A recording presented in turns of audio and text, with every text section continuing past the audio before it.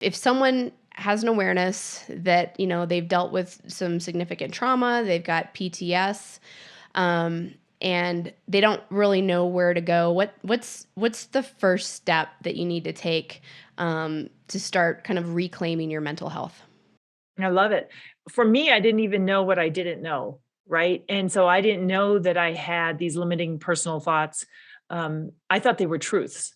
Yeah. So I'll back up real fast. So part of my curriculum is purple threads. And before people get upset, because I know, this is purple, right? This is the purple power C60.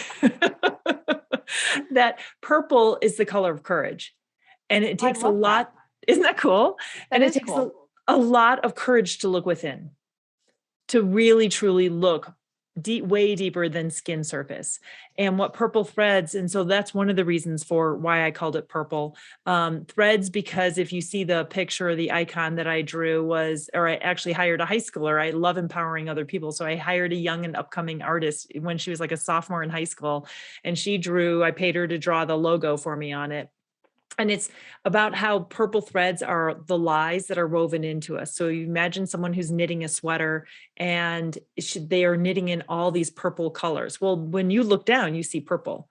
You believe I am stupid, I am dumb, I am not pretty, not handsome, I am not smart enough, I'm not likable. Whatever those unworthiness statements are that I have found everybody has to some degree or another.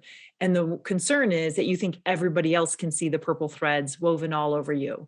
And so you either act different and you act bigger than you are, like an imposter syndrome. You act smaller than you are. You limit yourself. You don't go for the better job. You don't go for the bigger house or go for running a marathon because you have a limiting belief that you could not do that. It's not possible for you.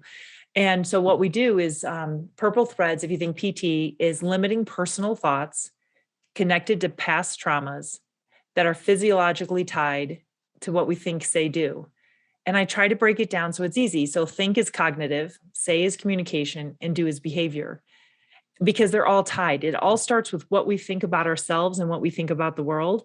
It's all about what we say, not only out loud to other people, but what we say, that internal dialogue. I caught myself being so mean to me, repeating the words that I had heard from my own family of origin that I would never say to anybody else. And then behavior, do I believe it? Or do I actually get to that race's starting line and say, okay, I'm going to just do my best?